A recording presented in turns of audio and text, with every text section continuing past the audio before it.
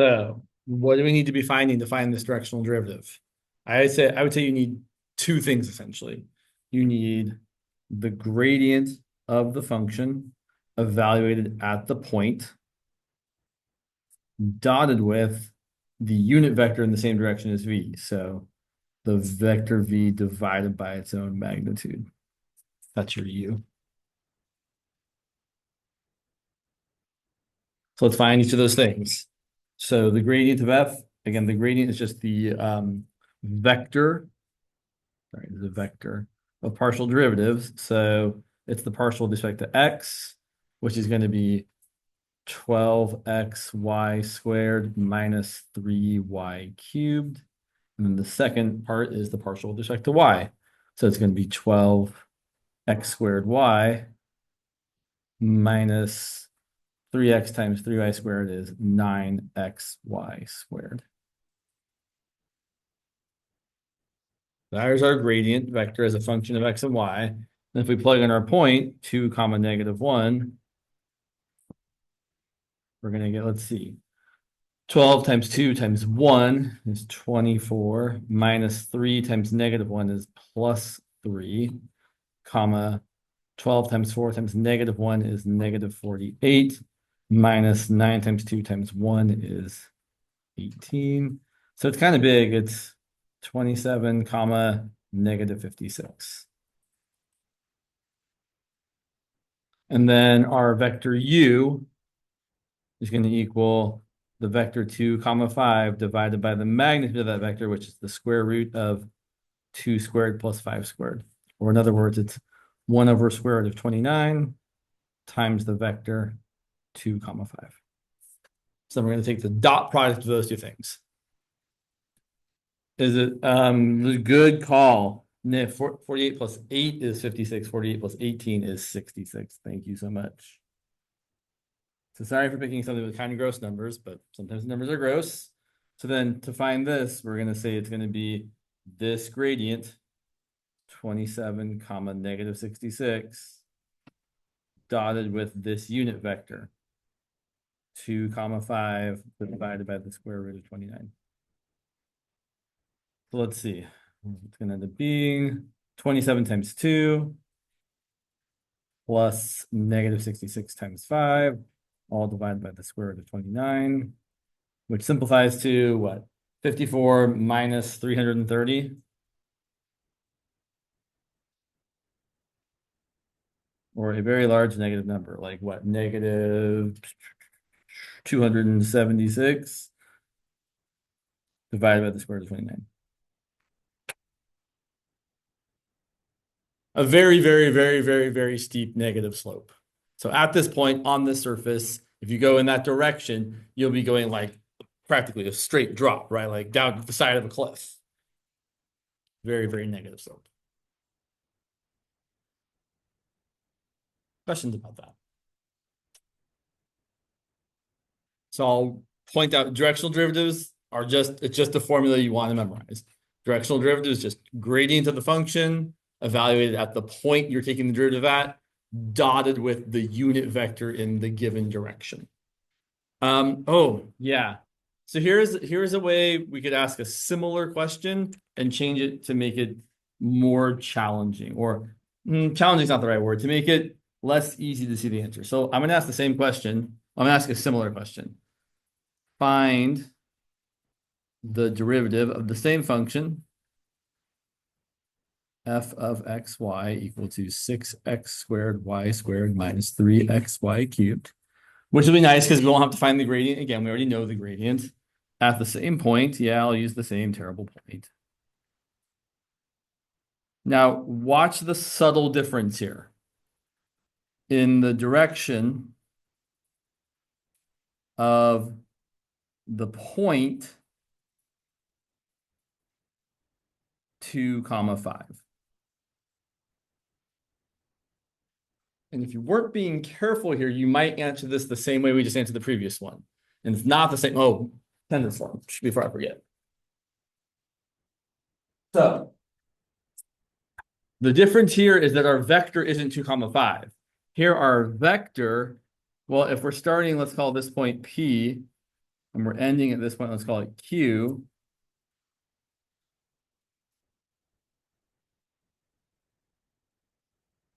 The vector PQ is our vector V. And it's just going to be the difference in the x coordinates, comma, the difference in the y coordinates. It is the Q coordinates minus the P coordinates. If you're starting at P and going towards Q, you take your Q point and you subtract your P point. So our vector here is just the vector 0, 6. So if they give you a starting point and an end point, you have to find the vector that connects them. If you are given a starting point and a direction vector, that's just the vector you use. So it's really, really important to read the question carefully. So then to answer the question, our directional derivative is going to equal, again, our gradient of f evaluated at the point 2, -1, dotted with our unit vector, which is v divided by the magnitude of v.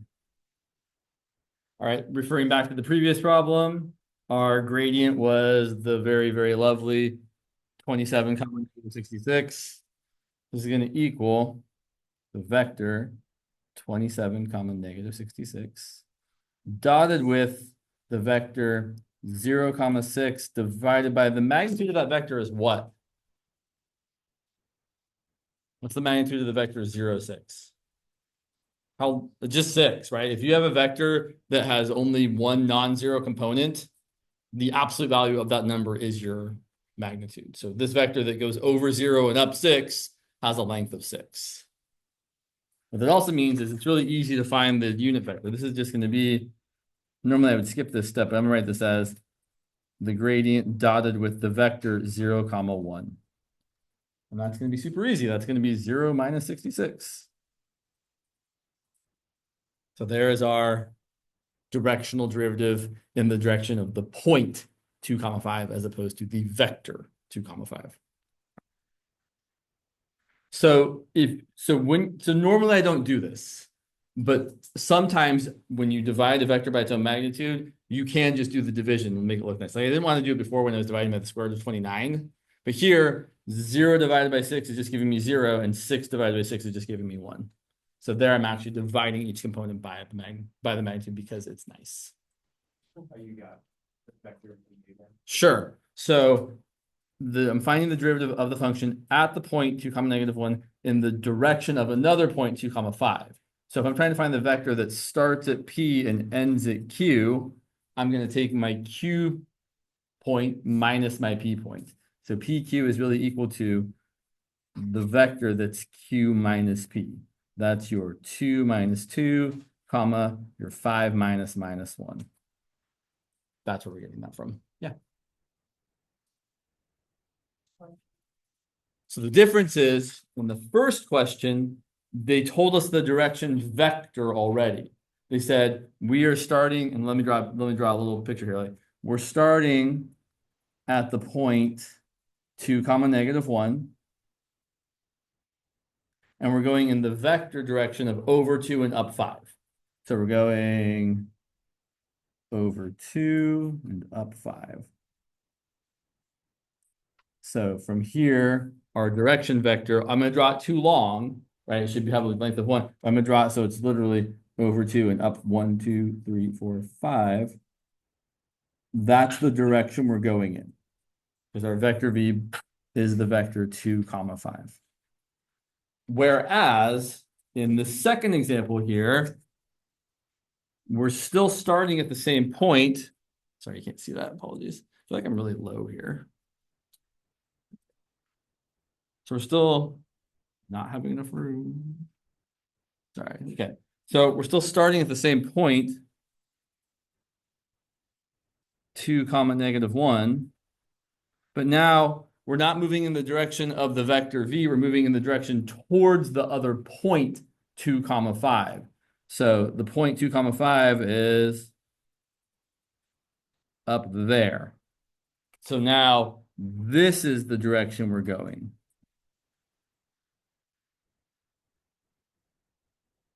And those directions certainly look very different. One is pointing straight up, the other one is pointing up and to the right.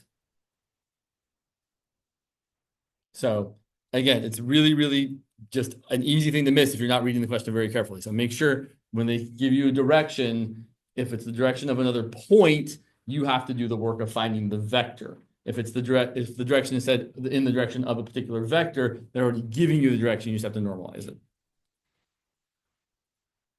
Do one more of these, and then we'll start talk more about the gradients. So one more way someone could phrase a question like this, one of these directional derivative questions. I feel like my camera is not where I want it to be. That's fine, I guess. Okay. So we could also phrase it this way.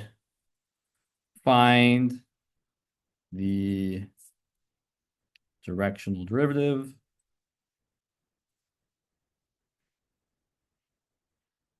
of f of x comma y equal to y times y squared times e to the negative x plus 1 at the point 1 comma 2 in the direction of theta equal to 2 pi over 3.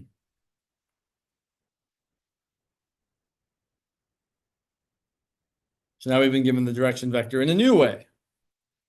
So we're still going to do the same sort of work.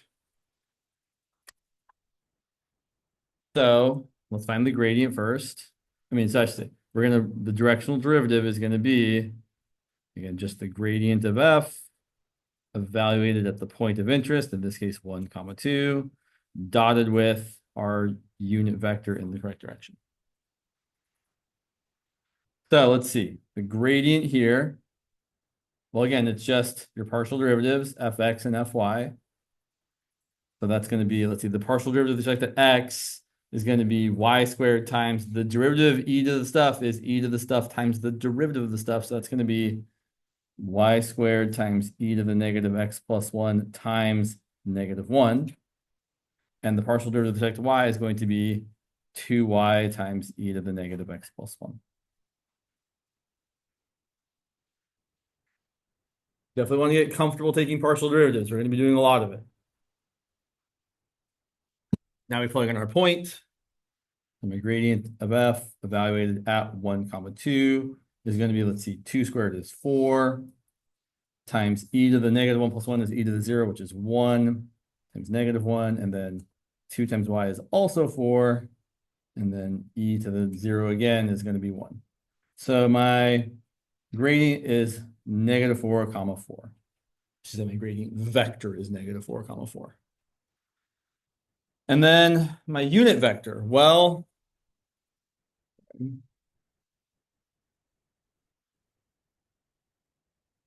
unit vector. So here's the direction we're pointing in. Pointing in the direction of the angle 2 pi over 3, just like that. So we want to be going this way. So there's our vector u. This angle is 2 pi over 3. And to find the point that has a length or radius of 1 and an angle of 2 pi over 3, well, you can think about the unit circle, right? The point on the unit circle with a radius of 1 is just the x-coordinates cosine of the angle, the y-coordinates sine of the angle. So this point here should be,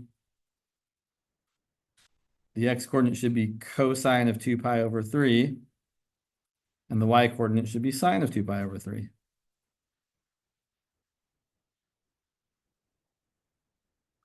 Cosine is definitely going to be negative. Cosine of 2 pi over 3 is going to be negative 1/2. Sine of 2 pi over 3 is going to be positive root 3 over 2. If you check, the magnitude of that vector is certainly equal to 1, because this squared plus that squared does end up equaling 1. It's 1/4 plus 3/4, which is 1. 1 is 1. So the answer to our question is going to be that our gradient of f evaluated at 1 comma 2 dotted with our unit vector u is negative 4 comma 4 dotted with negative 1/2 comma root 3 over 2, which is equal to negative 4 times negative 1/2, which is 2. And then 4 times root 3 over 2 is 2 root 3. And you can't really simplify that any further.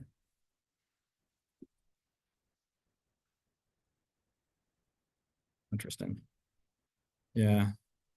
Yeah. We can't, well, you could, if you really, really wanted to, try to use the other definition of the dot product to calculate this. Because technically you could figure out the angle between your gradient and your unit vector. Because my gradient is what? -4, so it's left. Oh, wow, it's almost in the same direction. So here's my gradient going like that way, -4. And the angle between them, I think, is 15 degrees. Because 2 pi over 3 is 120 degrees. And left the same amount as up is an angle of 135 degrees. So if you knew how to find cosine of 15 degrees and sine of 15 degrees, actually, sorry, just cosine of 15 degrees, you could do it. But for that, we'd have to use the half angle formula. No one wants to do that. But if you were given the angle between two vectors, you could say, oh yeah, the dot product here of the gradient of f dotted with u is going to be the magnitude of the gradient times the magnitude of u, which is just 1, times cosine of the angle between them. Sometimes people will try to give you information to do it that way. They'll say the angle between these two vectors is like 30 degrees or 45 degrees or 60 degrees or some angle you are expected to know how to find cosine and sine of. And then we just do it that way. All right, enough of that. So let's say a little bit more about the gradient. Last class, we started to talk about how the gradient vector is kind of special. It has a few interesting qualities that we're going to write down again. Sorry, papers everywhere. So, properties of the gradient vector.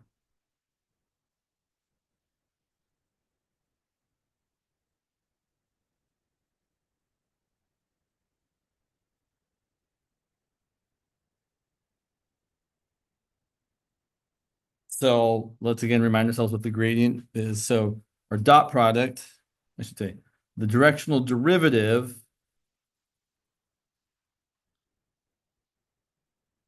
once again is just this duf, and it's equal to the gradient of f dotted with u, which is then, as we just said, the magnitude of the gradient of f times the magnitude of u, which we know is going to be 1, times cosine of the angle between them.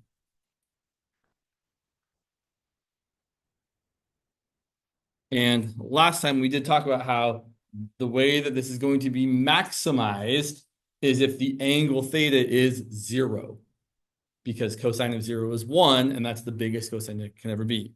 So this quantity is maximized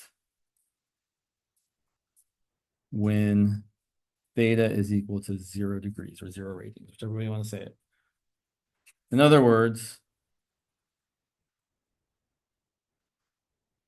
when u and the gradient point in the same direction.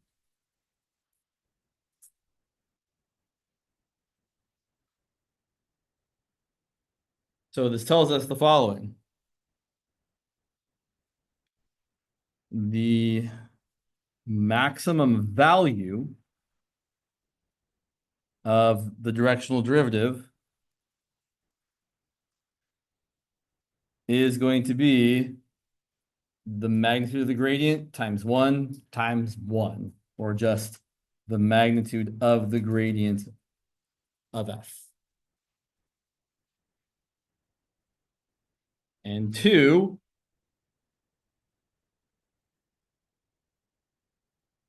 the maximum of this directional derivative occurs in the direction where u and the gradient point in the same direction, or in other words, where u is the direction of the gradient. So in the direction of the gradient vector.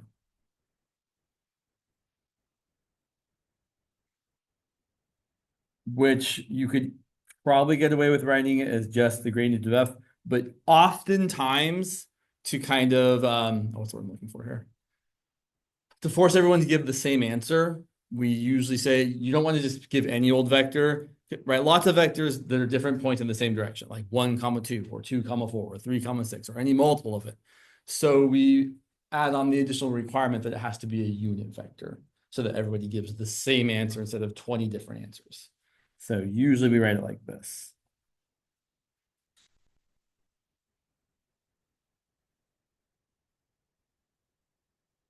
Unit vector in the same direction as the gradient.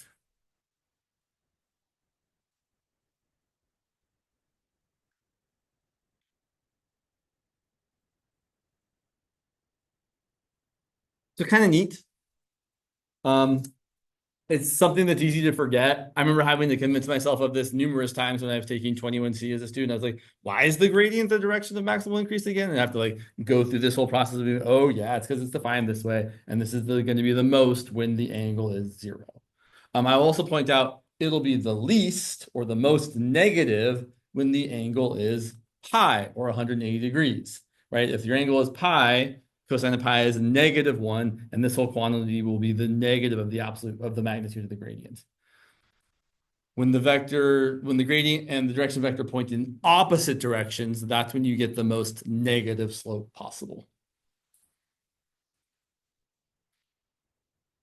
So, an example of a question we could ask using this knowledge. And where'd you go?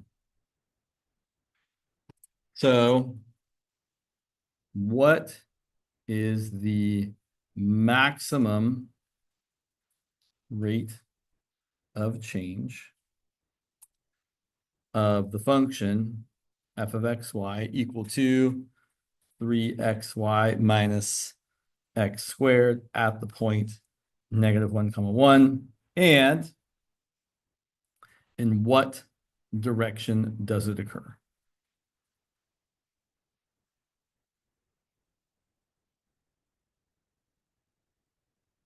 In other words, find the gradient and then use it to give us the appropriate answers.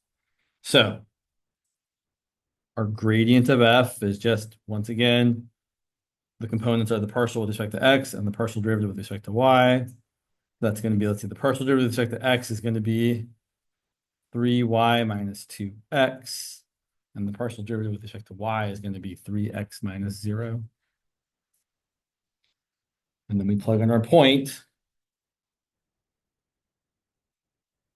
evaluated at -1, 1. And that's going to give us, let's see, 3 times 1 minus 2 times -1, and then 3 times -1. So it looks like our gradient vector is the vector 5, -3.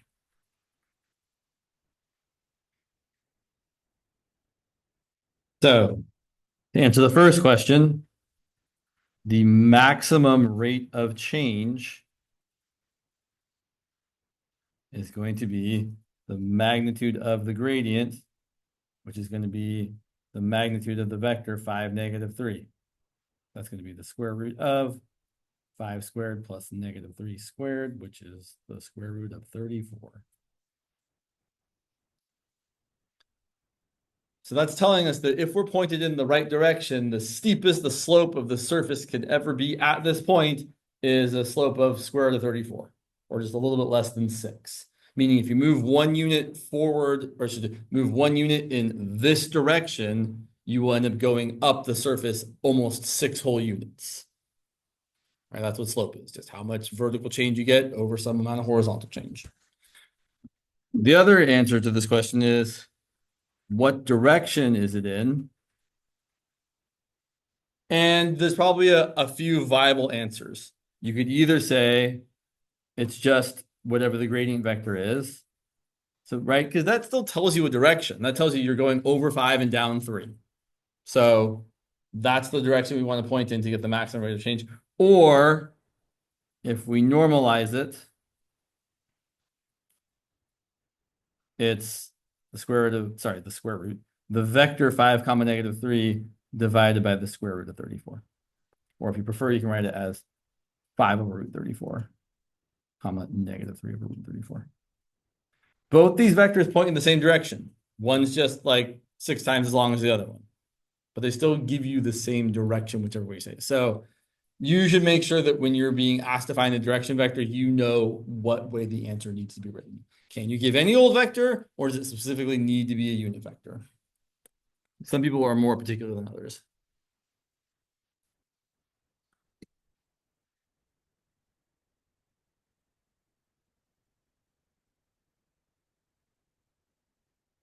One more property of the gradient vector, and then we'll start talking about, ooh, exciting times. Then we'll start talking about finding maxima and minima. So maybe if I can move this here.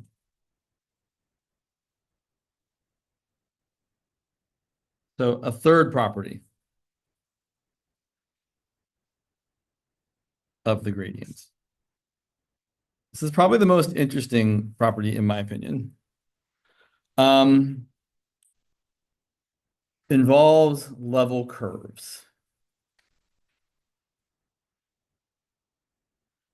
Let's use a previous example. I use this example all the time.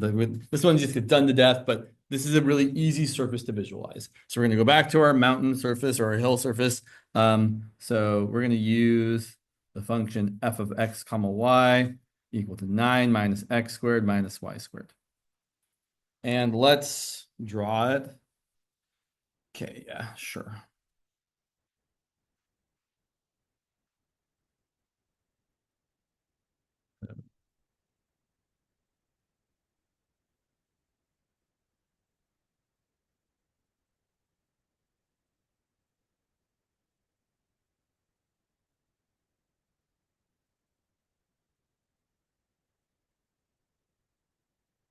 There's my surface, or part of my surface, right? That upside down paraboloid that has some x-intercept at 3 comma 0 comma 0 and a y-intercept at 0 comma 3 comma 0. And of course, there's an x-intercept or y-intercept over here at 0 comma negative 3 comma 0 and x-intercept back there also at negative 3 0 0 and the z-intercept up here at 0 comma 0 comma 9. But now we're going to look at some level curves. So notably, if we set z equal to 0, we're going to get 0 equal to 9 minus x squared minus y squared, or in other words, x squared plus y squared equal to 9, which is just your bottom circle here on the xy plane. Bottom's probably not quite the right word there because, right, that's not the bottom of the surface. The surface extends downward further and further and further forever. We've just decided to only draw this part of it. So the bottom part of what I've drawn. And then we'll do a few more. Sure. Let's pick, say, z equal to 4. Blue though.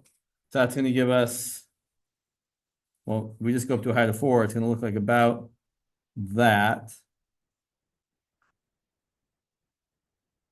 And it's going to give us the equation 4 equal to 9 minus x squared minus y squared, or x squared plus y squared equal to 9 minus 4.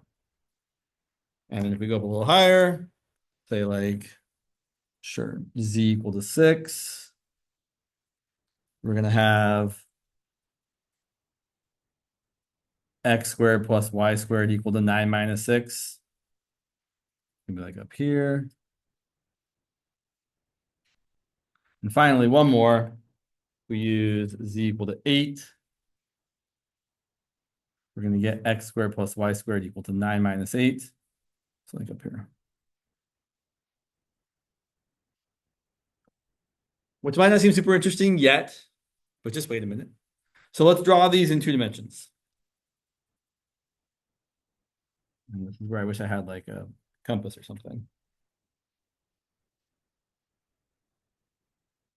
Try and draw some concentric circles here. We'll see how it goes. So at our very bottom level, we have the circle with a radius of 3. Looks pretty good. It's a bad idea to say your circle looks good before you finish drawing it. Oh, geez. Yeah, like exactly. Good job there. Ugh, terrible. I jinxed myself. Oh, well. And then my next circle, x squared plus y squared equal to 5 has a radius just a little bit bigger than 2. Right? Square root of 5 is a little larger than 2. So probably looking something like this. Won't say anything about the quality of my circle. Oh, geez. I think I jinxed myself for the entire problem. Oh, well. And then for z equal to 6, we have a radius of square root of 3, which is a little bit smaller than 2. It's like 1.7-ish. Imagine these circles look like circles. And then finally, for z equal to 8, we have a circle of radius 1. Okay. So let's see what's happening at the point 1, comma 2, comma 4. So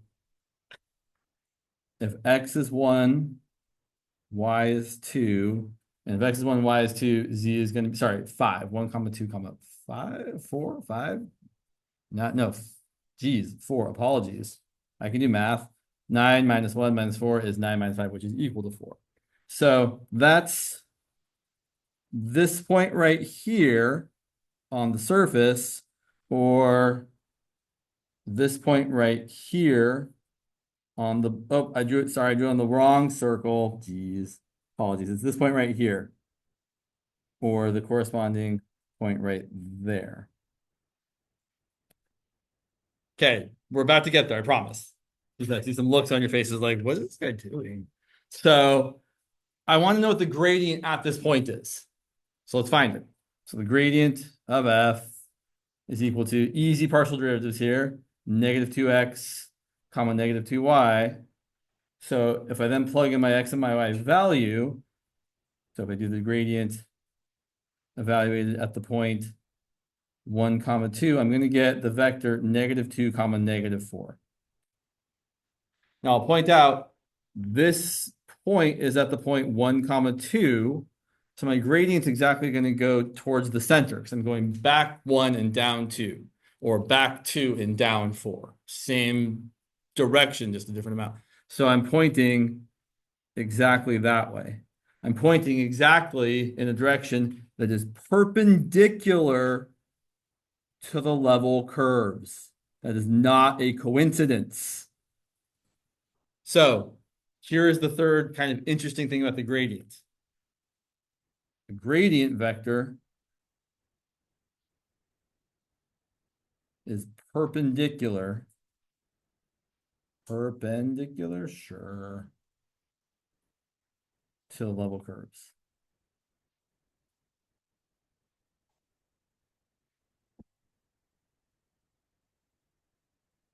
I should say it's perpendicular to the level curve at the point you've started at.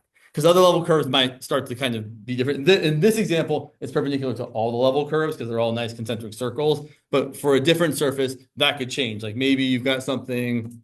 Where'd you go here? Had something. Oh, there you go. Maybe you've got something that looks like this level curve. And you're like, okay, well, at this point right here, if I drew the gradient, it would point in the direction that's perpendicular to that level curve. But it's not going to be perpendicular to the other level curves further away because the surface is undulating in some sort of way. But that's the idea, is that the gradient vector is perpendicular to level curves. Sorry, where'd you go?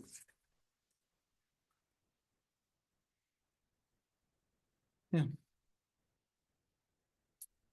Which makes sense if we think about this because our gradient vector dotted with the unit vector in that direction of travel, which is, sorry, I'm saying the wrong thing. Let me pause for a second here before I say too much here. Yeah.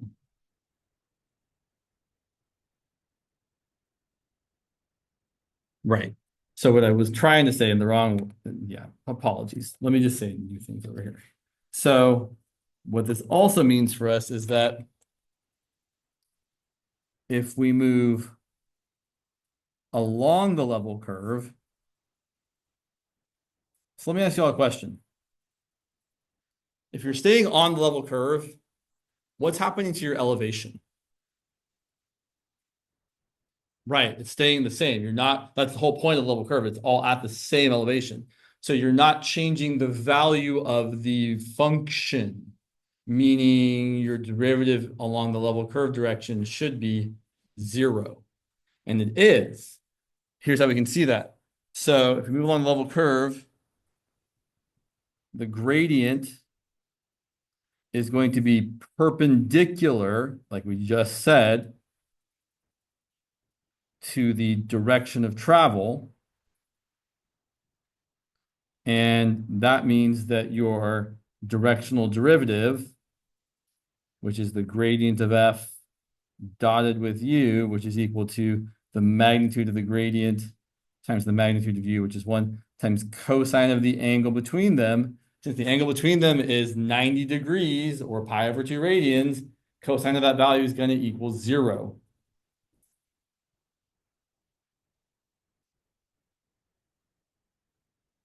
Which again makes perfect sense. We just said that if you travel in this direction, you're not changing your elevation at all. So of course the directional derivative in that direction should be 0 because you've got no change. Kind of neat. Is it super useful? Ish. Yeah. All right. Yeah. What we could do? No, I don't really want to do this one. So let's spend our last 10 minutes talking about maxima and minima. So moving on. Moving on to a new page. So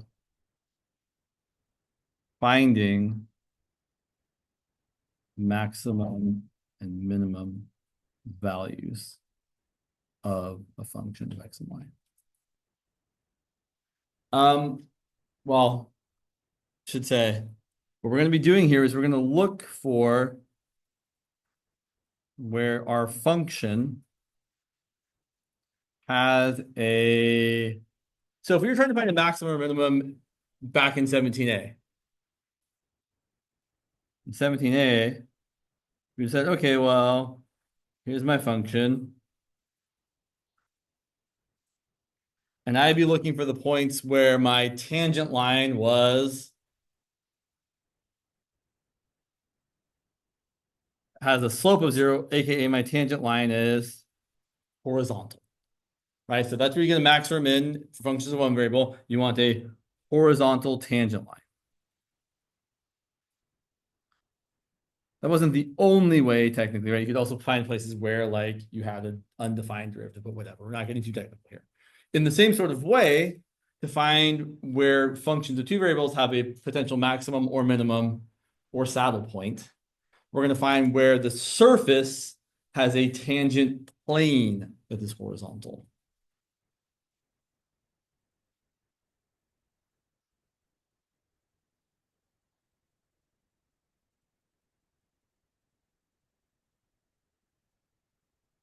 So you can imagine, like, say, we had some sort of typical thing we've seen a lot of, like an upside down paraboloid, where at the very top there, where we have a maximum, the plane tangent to the surface would be exactly horizontal or parallel to the xy plane. Similarly, if you had one like that, the very bottom point there, the tangent plane would be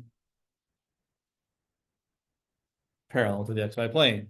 And it's harder for me to draw this next one, but I'm going to try my best. If you have a saddle, yeah, we'll do it that way.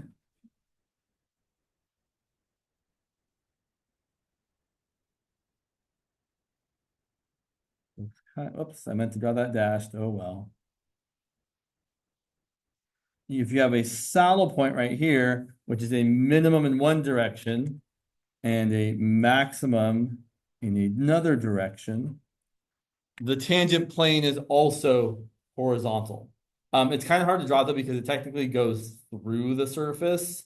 Like the part going out to the left and right is going to be like under the surface, and the part going to the front and back is going to be above the surface.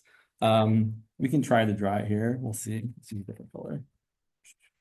So it's going to be like, yeah, sure. Yeah, maybe. You can kind of believe, kind of. But that's the idea.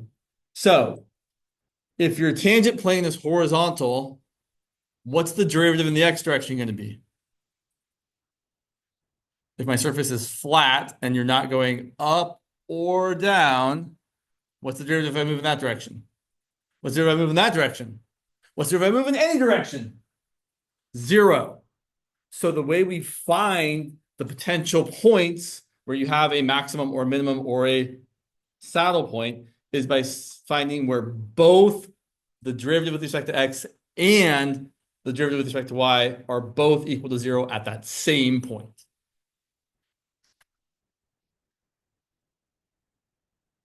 For example, yeah, we got time.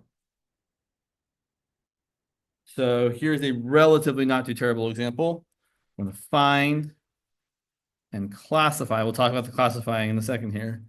All local extrema, or if you prefer, you can call them relative extrema, for the function f of x comma y equal to x squared plus y squared minus 4x plus 6y equal to, sorry, not equal to, plus 1.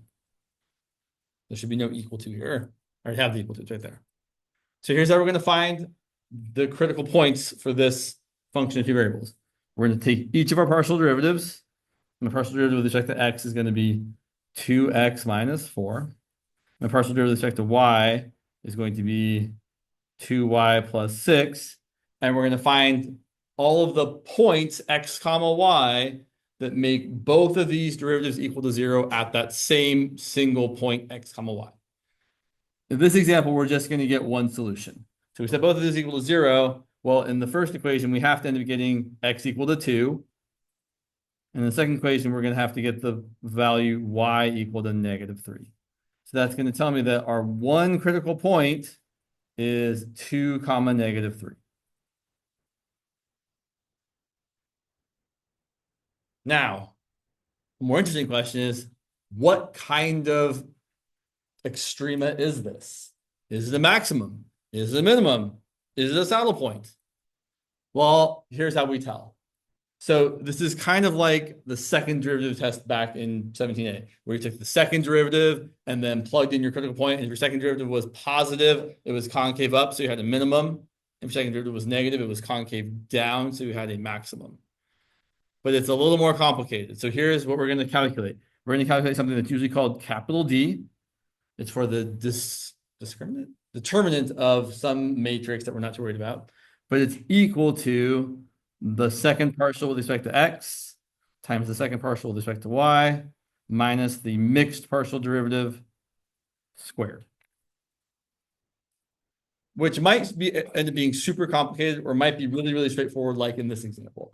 So in this example, if we calculate capital D, it's going to be, well, let's see, the second partial with respect to x is going to be 2. The second partial with respect to y is also 2. And the mixed partial is 0.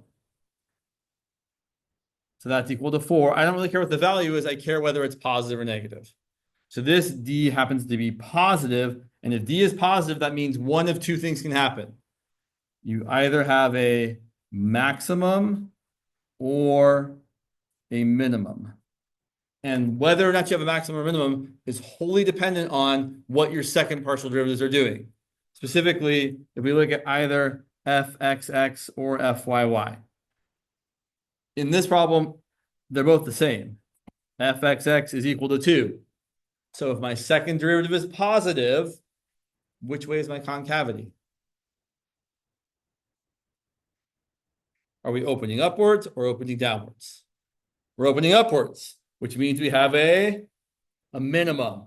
So if your D value is positive, you have to look back at either second derivative. And if that second derivative is positive, you have a minimum because it's concave up. If that second derivative is negative, you have a maximum and because it's concave down. And they have to be the same sign. Because if this quantity ends up being positive, that times that has to be a positive times a positive or a negative times a negative. If these were opposite signs, this whole quantity would equal a negative number and you wouldn't be in this situation. So you get a maximum if fxx is negative because you're concave down. You get a minimum if fxx is positive because you're concave up.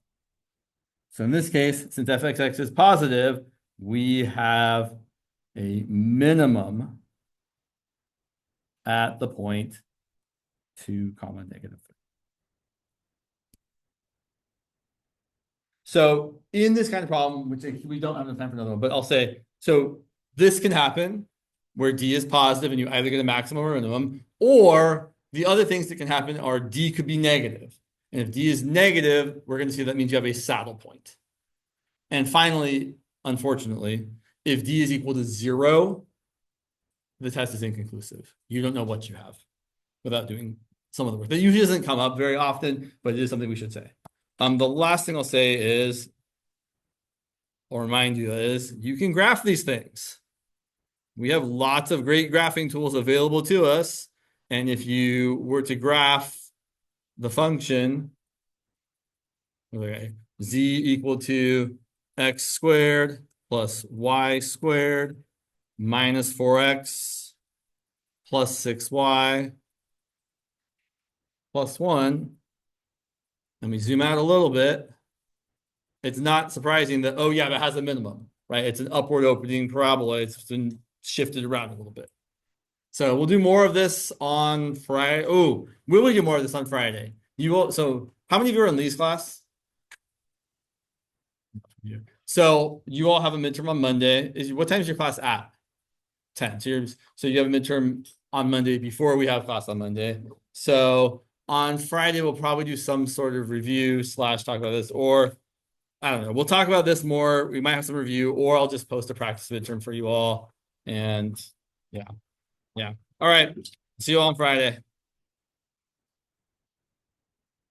I have office hours over in C class from 1 to 4. Come on by. Make sure you fill out the attendance form if you didn't get a chance to. It's right here.